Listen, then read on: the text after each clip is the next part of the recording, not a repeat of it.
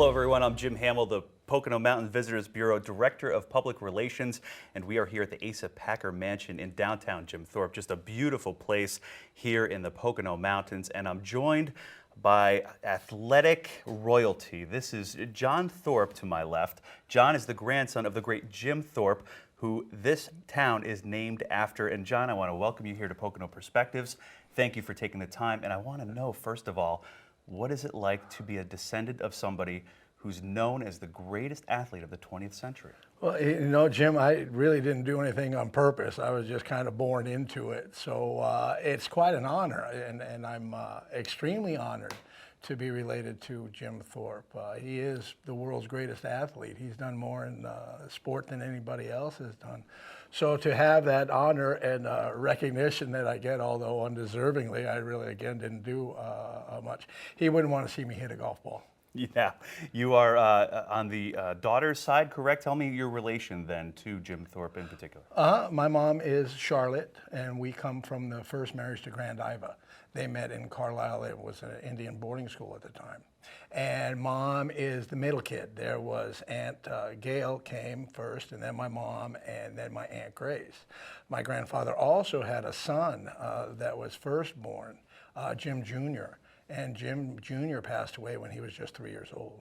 So your grandfather came to be known as somebody who was very proficient in not just one sport or two sports, but it was dozens of sports, wasn't that right? Pretty much everything, yeah. He was even asked to go on to the PGA Tour.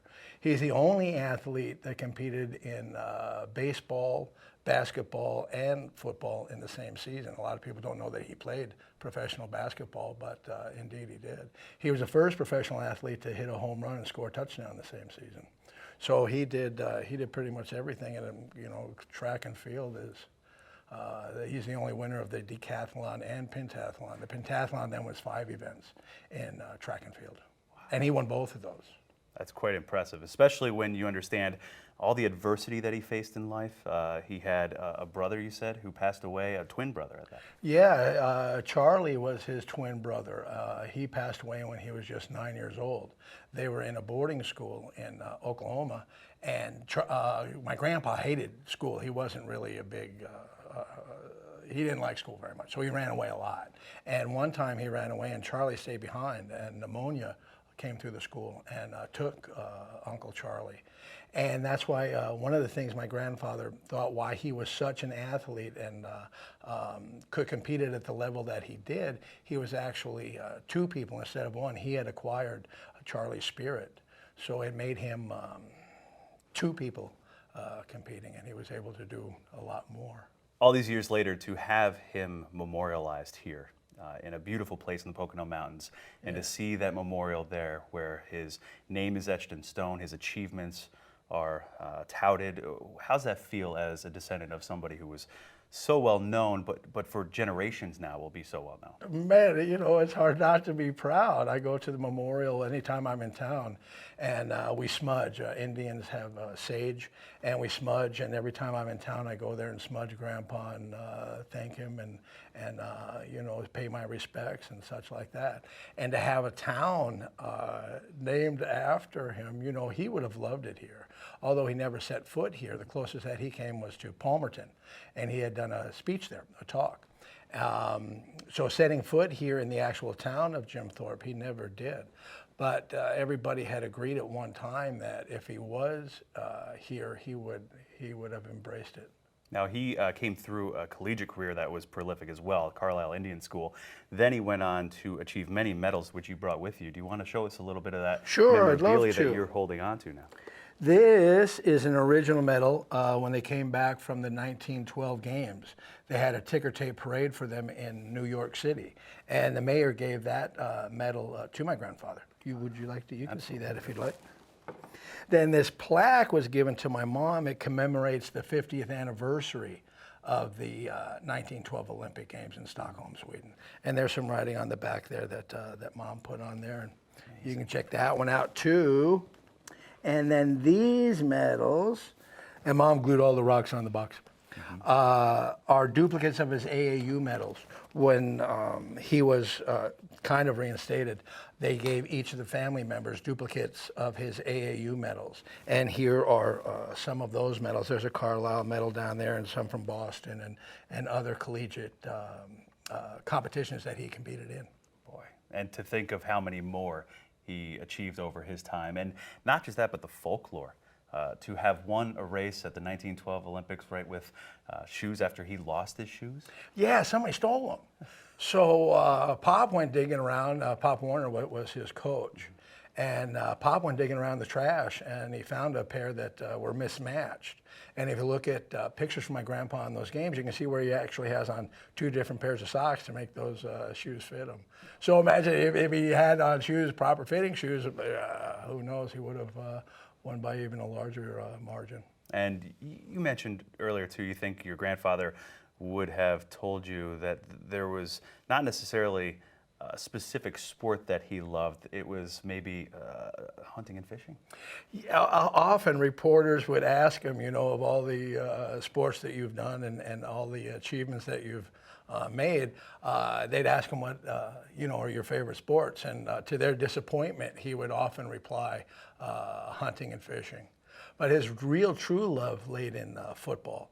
He fell in love with the game, and you know, Pop didn't want him to play football. He was the track guy. He was smaller when he got to Carlisle. He was only 115 pounds. He was just a little guy. So when he went to Pop and said, you know, I wanted to play football, Pop was like, no, you're the track guy. You can't, you're not going to do that. Well, Pop changed his mind after he saw some of the things that Grandpa could do. And he's credited for having helped build what is today the National Football League. Is that right? First president? He was his first president. Yeah, back in the day, it was the American Professional Football Association, and it was founded in Canton, Ohio, in a car dealership. And there were a few people that got together and had formed the American Professional Football Association, which 2 years later became the NFL. And yeah, he was the first president. Just to see so much here it makes you think that one man over his lifetime had done so much. What kind of man was he? He was really quite shy. He didn't like a lot of accolades or people staring at him or patting him on the back. And, you know, to Grandpa, he was just doing what came naturally. He was raised on the Sac and Fox Reservation in Oklahoma. And athletics were always big in American Indian competitions. They would have different track and field events there on reservations, long jumping and high jumping and such like that, swimming, horseback riding. And to Grandpa, that was just natural. That's what you did when you were a kid. You were outside playing and having fun and competing. Wow. So historians have told that his parents instilled in him both a passion for being physically fit, not only that, but a love of nature. Isn't that right? Yeah, well, Grandpa would say that if there was ever a chance to be outdoors, that's where he was. When the sun came up, they were outside, and they spent the whole day outside, as opposed to, you know, kids today. They've got social media and their phones and video games and all that sort of thing. Back in those days, they didn't have that. They had horses, and you know, you could go chase jackrabbits around in the field, and that's what Grandpa really liked doing. Jim Thorpe passed away in the mid-century, but the legacy lives on throughout athletics history and right here in the Pocono Mountains now. So was there anything else that you wanted to mention about your grandfather and his legacy? I'd like to say that Grandpa's at peace and at rest. I attended a Sundance. It's a Native American ceremony. It's considered the granddaddy of all ceremonies. And during that Sundance, the medicine man, James Gardner, brought me into the sweat lodge with the dancers and had told me that Grandpa made contact with him in the spirit world. And Grandpa told him that I'm at peace and at rest, and I want no more pain created in my name.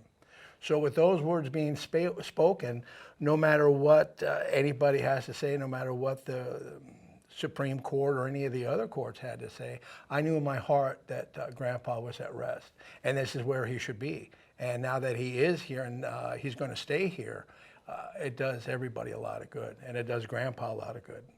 Very good.